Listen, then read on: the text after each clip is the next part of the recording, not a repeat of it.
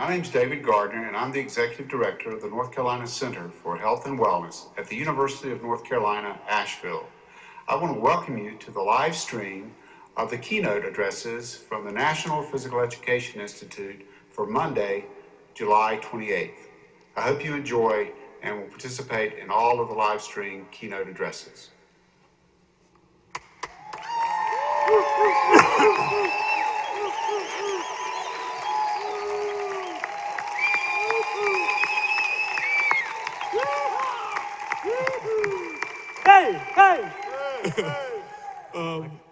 How many of you are having a good time? Please raise your hand. Woo. It is my privilege to introduce Dr. Dolly Lambton. She is the president of Shape America. She's bringing us a few words of greeting. Dolly.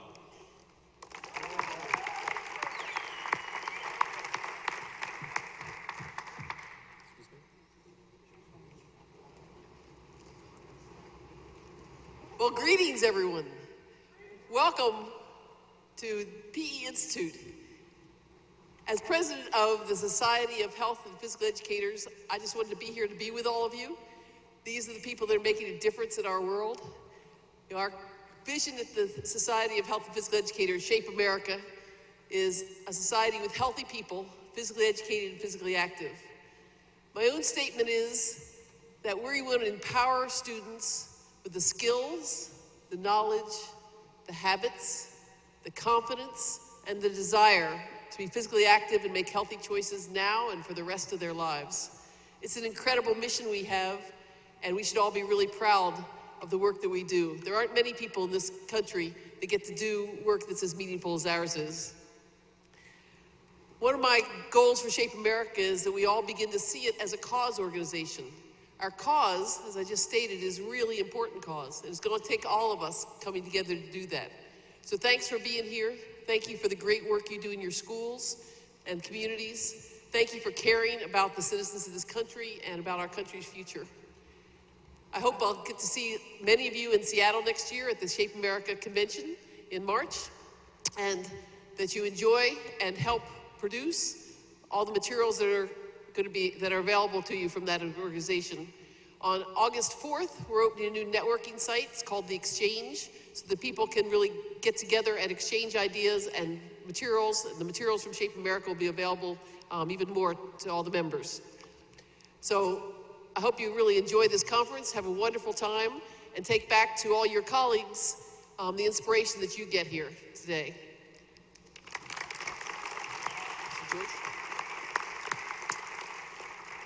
So now I get the incredible opportunity to introduce someone who needs no introduction.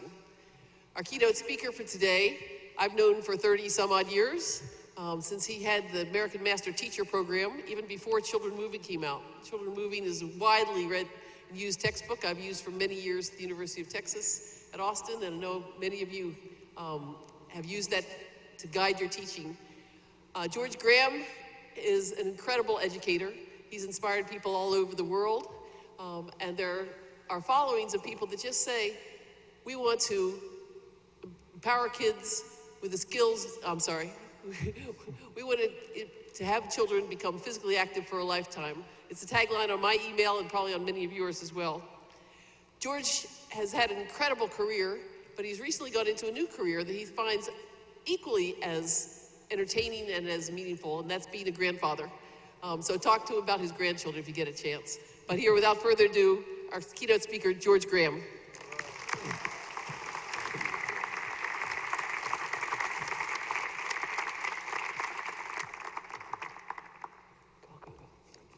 Thank you, Dolly. I got my mic on, I've got the slides working, and I'm going to start my timer. So it's great to be back. The energy here, the enthusiasm, the excitement is just, it's so special. About 3 years ago, I moved to Pinehurst, North Carolina. Some of you know about that. And I'm fortunate to play a little golf. And every once in a while, I have a caddy. And the caddies have made some interesting comments about my golf game. I had one caddy, and he kept shaking his watch, looking at his watch and shaking. And I said, excuse me, but that's really bothering me. he said, it doesn't matter what time it is. He said, sir, this isn't a watch, it's a compass. I had another caddy, I said, this is really a crummy course. This may be the crummiest course I ever played. He said, sir, we haven't been on the golf course for 20 minutes. Last one, I played with another caddy, and he found my ball, and I said, that's not my ball. Look, it's all beat up and everything. He said, sir, we've been out here a long time. Well, I'm lucky. I'm really lucky, and it happened by accident. Last Saturday, it was 93 in Pinehurst, hot, humid, and I walked 6 or 7 miles on a hilly walk. But I didn't do it for the exercise. I did it because I was enjoying playing golf. And isn't that the ideal way to get our exercise? To find a physical activity, a sport we love and enjoy, and doing it for that reason. And that's my dream, is that we can help kids through physical education find that sport, find that physical activity that they truly love and enjoy. Many of us here, we have that gift. I got mine by accident.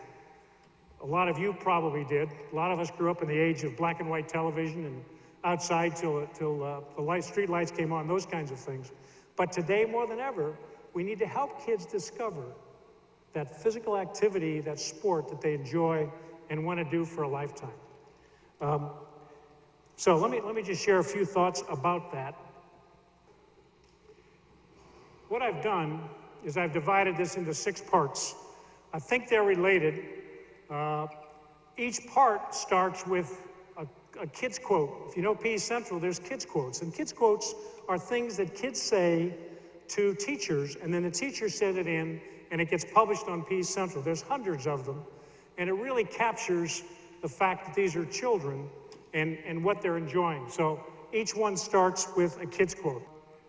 So part 1 of my talk is, what am I doing here? And this is a quote from a 5th grader. Gonna do the mile run this year. Yes, we are. I was hoping it was that was part of the budget cuts.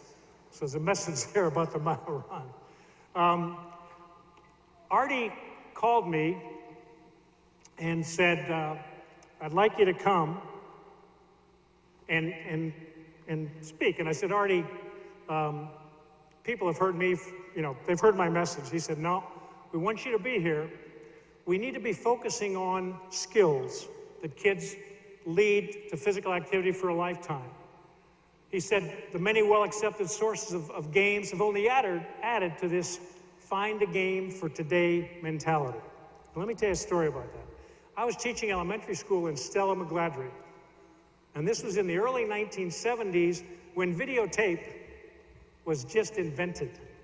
And at that point, videotape was reel-to-reel, big old heavy thing. And I was working with my kids on designing games, children designing games. We don't talk much about that anymore, but it's a fascinating concept. And I said to my kids, I want you to design a game that has an overhand throw. These were probably 3rd graders. And so I videotaped them, went home, and I was looking at the videotape, and I was really excited about the games, because when children design games, they never leave anybody out, and they adapt it to fit their own ability. And so there are all these different games. I was all excited about it. And then at some point, this bolt of lightning hit me. My kids were really poor at throwing. And for some reason, I hadn't seen that. I hadn't seen the fact that they just weren't good throwers. And that bolt of lightning started me on the journey I've been for a long time, saying, we need to help kids learn the skills that become the foundation of physical activity and sport for a lifetime. In Artie's email to me, he talked about perceived competency, self-efficacy. There is a bit of research now linking skill and lifelong physical activity. So that's kind of my message today. Anyway, Artie said, we've seen the enemy and it's us. And I said, Artie, I'll be here. Thank you so much. Okay. I want to talk part 2 about physical activity and PE. The kids' quote, 1st grade student raised their hand, is tying shoes a sport? Okay. It is for some kids. Okay, physical activity versus physical education. I've got, Dolly mentioned grandkids. My 6-year-old grandkids, this wonderful thing is happening. I get to spend time with them, and they're writing. I can read their writing. They write to me, "Dear Papa, love Papa," letters, words, and then they can read. Wow, that is so special. And they're learning that in school.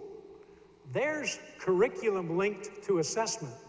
Isn't that what we want? If you have children, you want them to learn to read. No standardized tests, no PE metric. Look, they are learning to read right in front of me. They're doing math. Did you know that 25 pennies equals a quarter? To a 6-year-old, it's like, oh, that's a big, they're learning that. They're learning these concepts. And I could go on, but here's my question. What can we say that in physical education, many students are learning, not doing? What are they learning that we can talk about universally? What are students truly learning? And if you talk about elementary, middle, high, but what are they truly learning? I don't think we have that. I don't think we can say that. Kids are learning to read, universally accepted, learning math and so forth. But what are they learning in our programs in physical education that we can say across the board? And would that make a difference if we could say that? To me, the purpose of physical education is way beyond physical activity for 30 minutes. The ultimate measure of a successful PE program, in my book, is that kids become physically active for a lifetime. That we help them discover whatever that is. That's the ultimate measure. I think that if we're using physical activity as a standard, that if kids are physically active for 50% or more, like, oh, that's good PE, that's quality PE. I think that bar is way too low. In fact, I think that's dumbing down what physical education can and should be. We should be way more than just providing physical activity for kids during the school day. We have what I call the enacted PE curriculum. This is what I see going on across the country, and this is just my observation, but I think you'll probably agree with it. We've got some teachers across the country who are rolling out the ball. Do you agree with that? Some rolling out the ball, don't care, whatever, okay? We've got some, and their goal is just to keep kids busy, happy, and good. Kids are busy, they're happy, they're good, fine, that's it. We've got others who are saying, all right, my goal is to have kids physically active for 50% or more during the school day, and that's it. That's my program. We've got others who are talking about physical fitness. I worry, Dave and I were talking about this morning, we have one 30-minute program a week, and we're saying we're working on physical fitness. If there's one day a week, 30 minutes, and then they're doing other things, that makes sense. But if that's all there is, really? Some teachers, I teach my kids games, I'm looking for games, I teach them a few dances, and that's it, okay? I still hear, I talk to youngsters when I get a chance, so what's going on in your PE program? What are you learning? And you know what I hear all too often? Dodgeball. I'm learning dodgeball. And I hear it, I mean, I'm hearing it right now, not 5 years ago, right now. That's what kids, oh yeah, what are you learning? I'm learning dodgeball. Some teachers, social skills, the purpose of their program is to teach kids social skills, to work with others, to get along with others, to cooperate. Others, Steve was talking this morning, or this afternoon, motor skills, strategies, cognitive concepts, and others, in elementary school, PE is a break for classroom teachers. So those are all the kind of things that we're doing as a profession. And then you may fit in there, you may say, well, I do this, I do that. But we're all over. I think if that was reading, I think teachers would be saying, I'm teaching youngsters to read, or I'm teaching youngsters to write, and math and so forth. But we are, as a profession, all over the place. I also think that if PE is just physical activity, we don't need PE teachers for long. And I wonder if that's not happening already. that there's an awful lot of pretty interesting, exciting ways to get kids physically active. Any of you know about bouncy houses? Monkey Joe's? You go in and you bounce. I mean, you want to talk about physical activity through the roof? Unbelievable. Anybody from Charlotte? You've been to Sky High Trampoline? Unbelievable. It's trampolines. It's a huge warehouse filled with trampolines. Unbelievable physical activity. So there's a lot of ways to get it. Someone texted me from Georgia, an elementary school that has 2 bouncy houses, inflatable bouncy slide jump in their gym already. Well, if it's just physical activity, then we can get it, okay? I want to talk about what I think youngsters can learn in PE in part 4. Physical literacy is part 3. Little girl who didn't want to stay with the class for warm-up while they were outside, she went into the shade. So I asked her to join the class. She said, I caught asthma from my cousin, and now I'm allergic to the sun. True story. I don't know how many of you, would you just show me, how many of you are familiar with physical literacy and that whole, some are good. Well, there's a whole literature, Guy, you're going to talk about that in a day or two. But physical literacy it's interesting. That's the definition. Physically literate, move with competence and confidence in a wide variety of physical activities in multiple environments that benefit the healthy development of the whole person. That's from Canadian AFERD. And if you go to their website, they have an awful lot of good material, and that's clearly the focus. That's what they are about. As a nation, Wales, country of Wales, physical literacy, a lot in the UK. And that's what, it's physically literate. Literacy in the classroom, as I understand it, is reading, it's writing, it's verbal communication. Okay? In physical literacy, that's what we're talking about, the competence and confidence to move in a wide variety of situations, but that's the focus and that's the goal of physical education in Canada and Wales and UK and so forth. Now, I don't know how well you can see this, but this is the concept that fundamental movement skills, okay, lead to fundamental sports skills, which leads to physical literacy, and physical literacy is physical activity for health and also sporting excellence, a lifetime of physical activity. So what that's suggesting is we start, and they lay it out very nicely. If you look at the physical literacy literature, they start off with fundamental movement skills, fundamental sports skills, physical literacy, sporting excellence. A lot of us were athletes, and we sure like sporting excellence, and also physical activity for health, and then it goes into activity for life. And so that's the concept, and that's the way they explain it. I've 2 countries, and there's certainly more looking at this. Whitehead is the primary author, and she's got a book and papers and so forth. There's a wide research literature supporting it. If you go to, again, to Canadian Health and Physical Education, there's an awful lot of good slides. There's videos there. And it's also, I provided a bibliography. Did that get in there already? Okay, we've got it. Anyway, on physical literacy, so you can see the authors and so forth. So it's there. It will be there. It's on its way. Okay. If you're interested in teaching fundamental movement skills, motor skills, Shirley Holt-Hale, Melissa Parker, and I did a book called Children Moving. Dan Young is here, Moving to Success. He's got a booth. There's also in the references Ken Bell out in Idaho. But essentially what Children Moving does is says, here's a whole chapter. If you want to teach kids to throw, here's a whole chapter on throwing. If you want to teach kids to jump and land, here's a whole chapter on jumping and landing, and it's a progression from very basic up through advanced. And that's the way the book is organized. It's organized by skill levels. So if you say, well, I'm not sure how you do that or whatever, those are a couple of resources, and there are certainly more than that.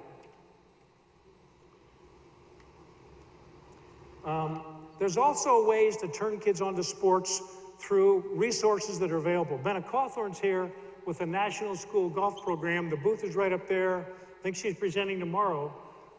This has been an incredibly successful program because they figured out ways to get people to contribute golf equipment and teacher training to schools. Okay? So there it is. Here's the equipment. How many of you have first tee in your schools? Good, a lot of you do. It's a great program. More than 6,000 schools, 3 million kids. Before that was the United States Tennis Association Schools program, rackets and balls. How many of you use that? A lot, great. Those are ways to connect what I'm doing in PE, get the support I need, get the equipment, get the teacher training, and then ideally hook it into something going on in the community. The First Tee is hooked into the First Tee program in many communities across the country. So the kids are introduced to golf in the school, but then they can go out and they can actually play golf at a golf course. Let me just digress.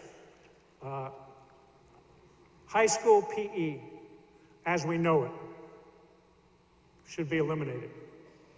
We should get rid of it.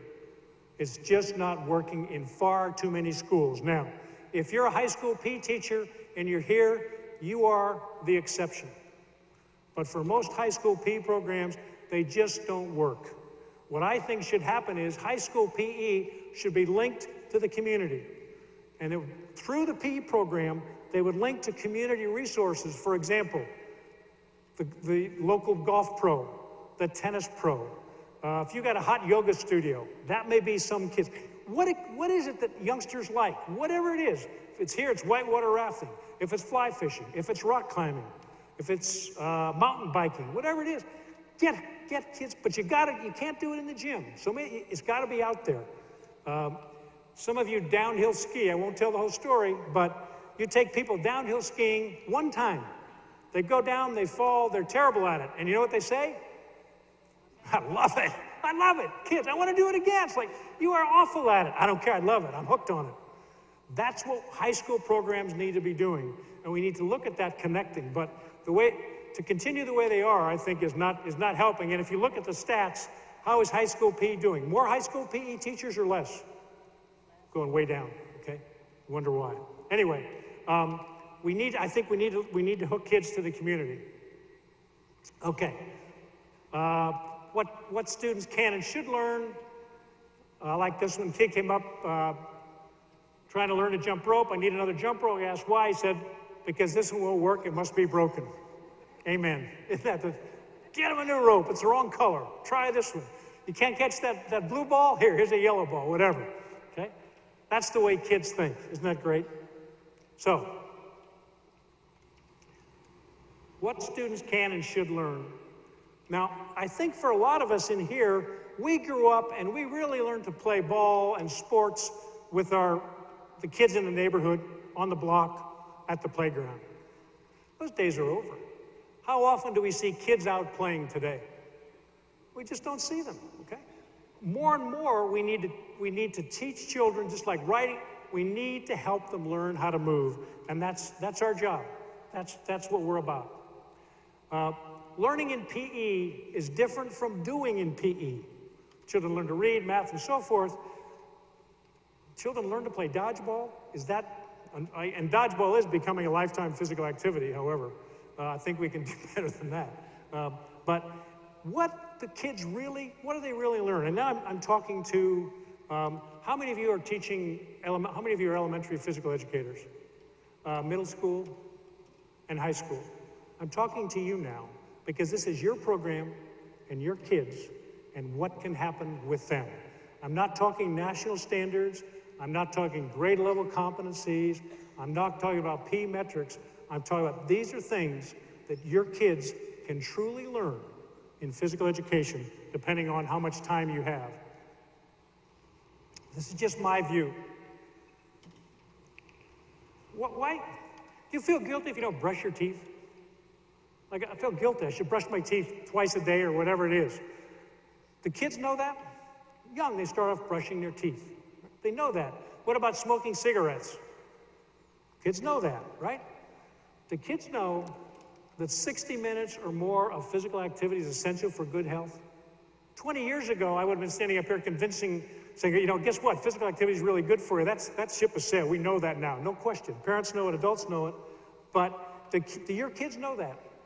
Because they say, oh yeah, I need how much? 60 minutes, that's what I need. That's what I should be after. I should brush my teeth, shouldn't smoke cigarettes, and 60 more minutes. I think we should let them know that regular physical activity is associated with reducing the risk for, what are some of the comorbidities? You got it. You know, and I used to go through those. You know what they are. And more, I mean, it's like, it's old news. Gene talked about it this morning, the importance and the value of physical activity. We know that. We know that. How do we get kids hooked on physical activity? How do we get them hooked on sport? By the way, I talk about sport. I don't think sport's a bad word. I think sports are terrific. For many of us, they've been a huge part of our lives, and yet it seems like we don't talk much about sport anymore. It's about physical activity, about physical fit. What's wrong with sport? I think it's great. Done right. We've done it wrong in a lot of cases, but I think sport done right is terrific. Can be terrific.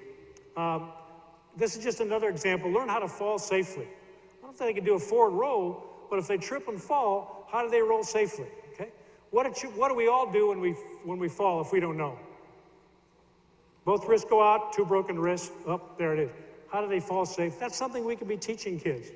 My dream is that a youngster falls and they roll and dad says, wow, you were lucky you didn't get hurt.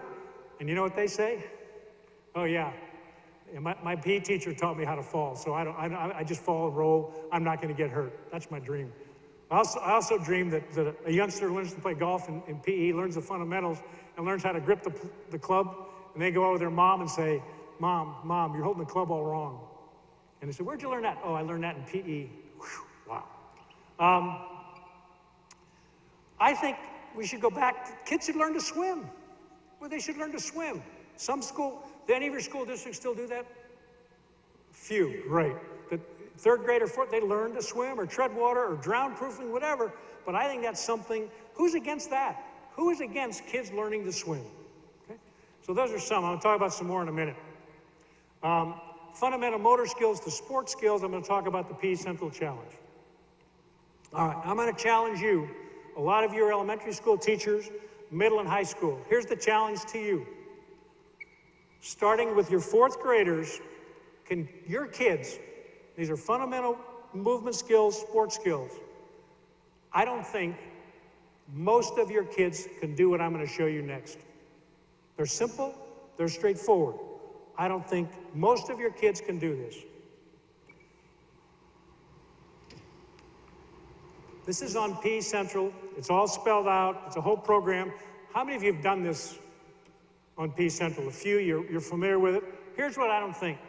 How many of your kids, by the time they get to 5th grade, 6th grade, in middle school and high school, how many of them can jump rope for 90 seconds without a miss?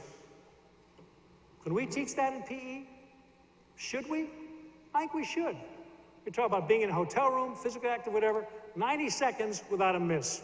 There's a little bit of fitness in there, but motor skill.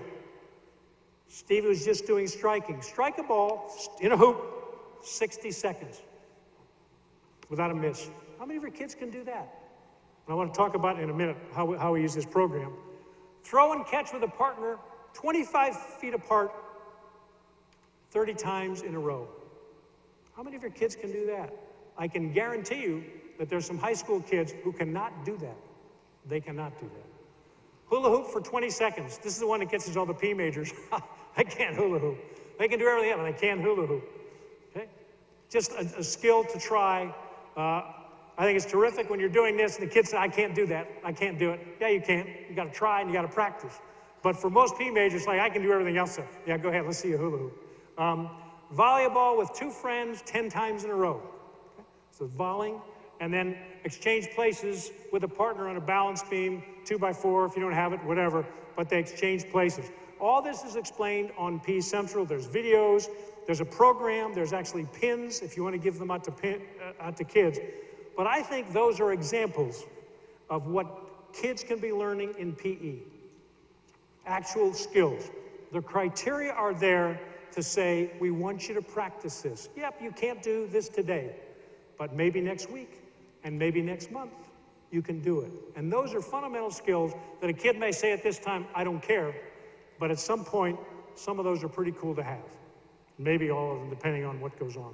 So, part 5 is copy. You can read that, you can relate to that. Kids looking at the bottom of your shoes. They don't pay you here well, do they?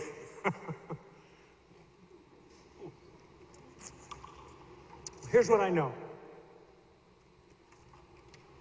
I know that some of you are really good teachers. I know you're really good.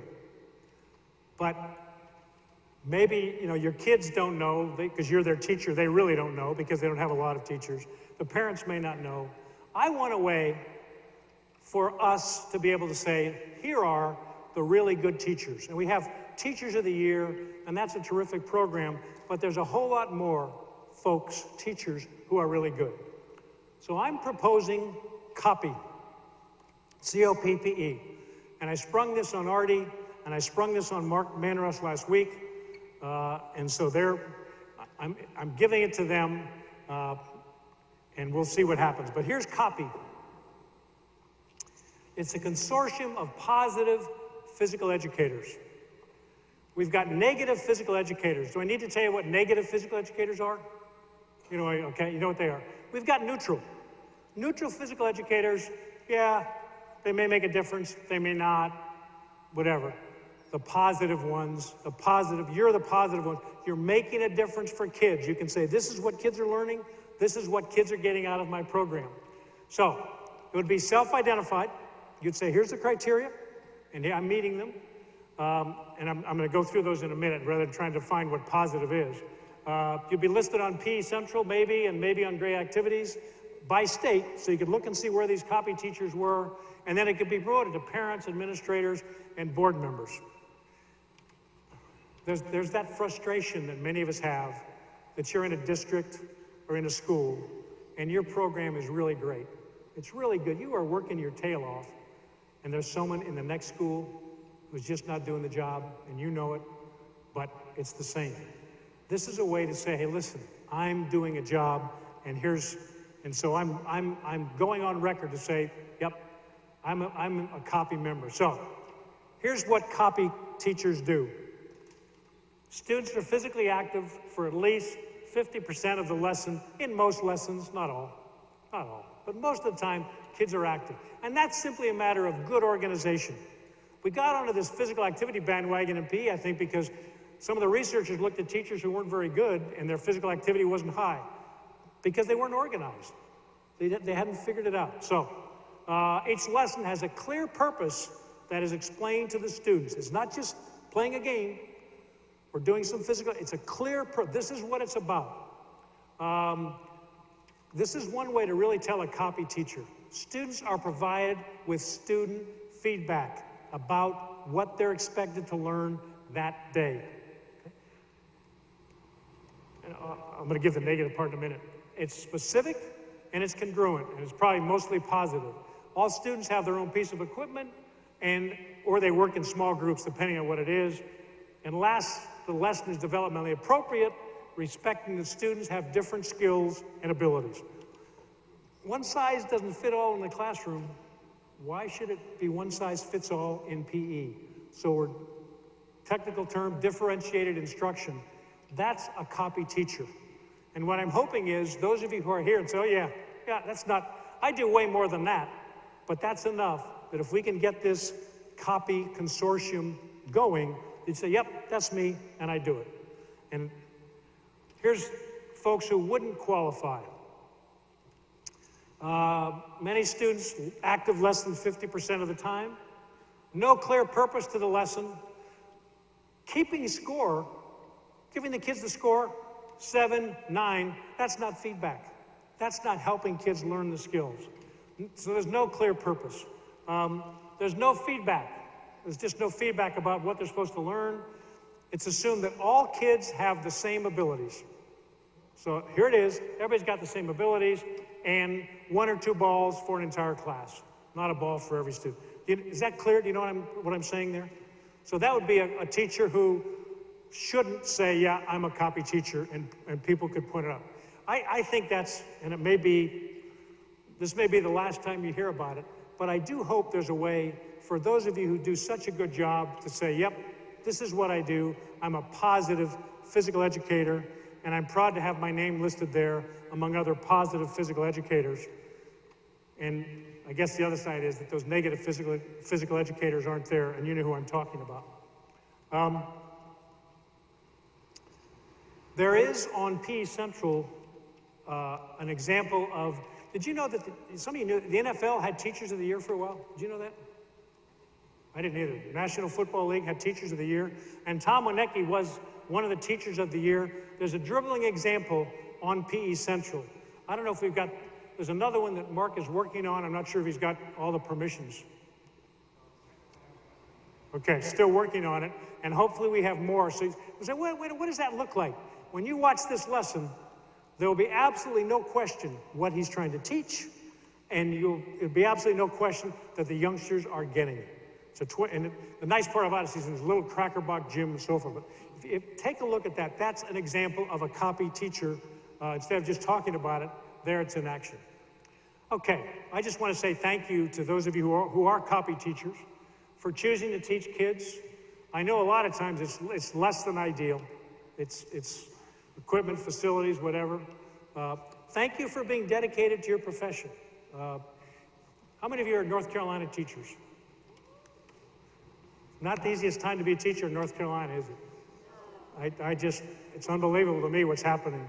So for you to go in, starting whenever you start back, and to do a really good job with kids and say, you know, those folks in Raleigh, whatever, I'm not gonna let it get to me. I'm gonna do the best job I can with kids, and we're gonna turn this thing around.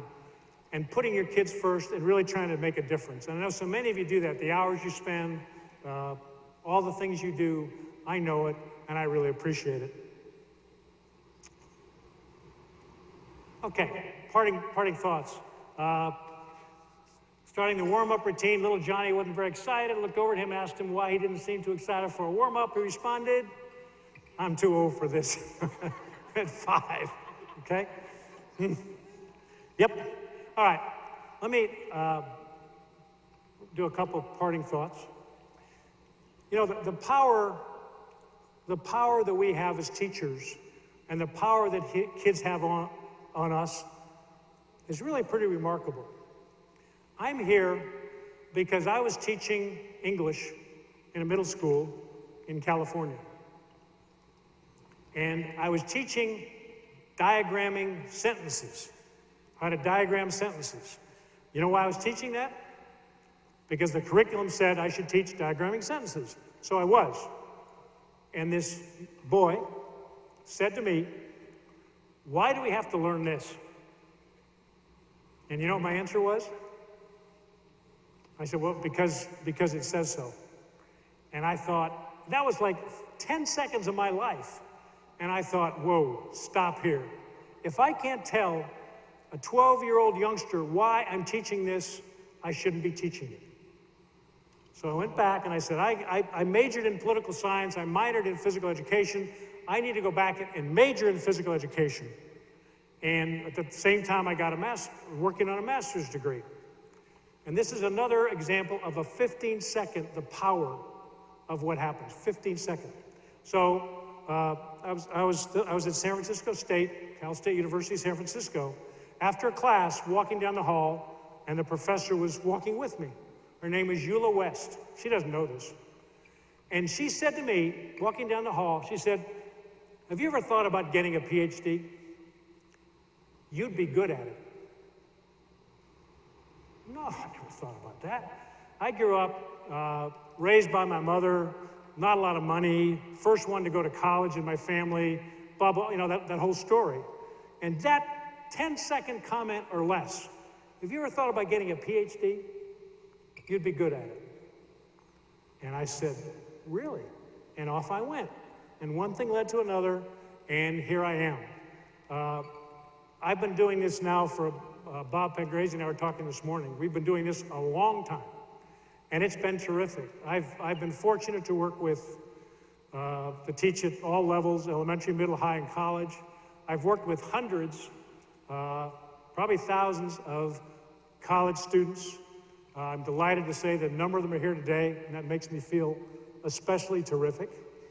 One of the neatest parts was taking university students for the first time out into an elementary school and seeing kids and teaching. and just a special time for me. I've done this. I've been fortunate to travel around and speak, 42, 44 states in different countries, and the people I get to meet like you, I always think when I do this that I get more out of it than the audience because it's such a special time. So I've been doing this, and it's been great. I've now got a new chapter in my life. I moved to Pinehurst.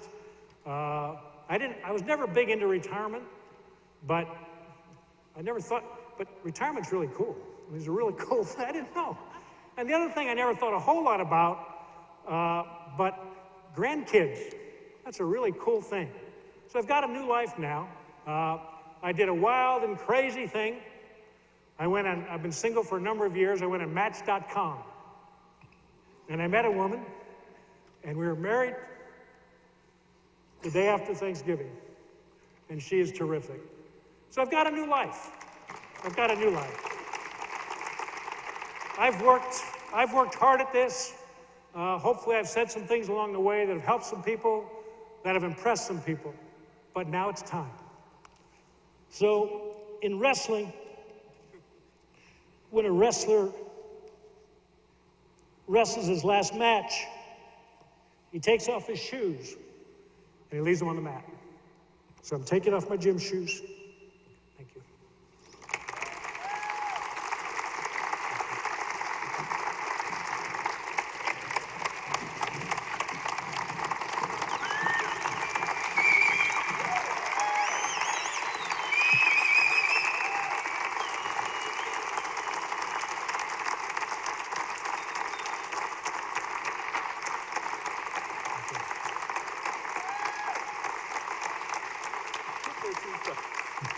Stay right here, please.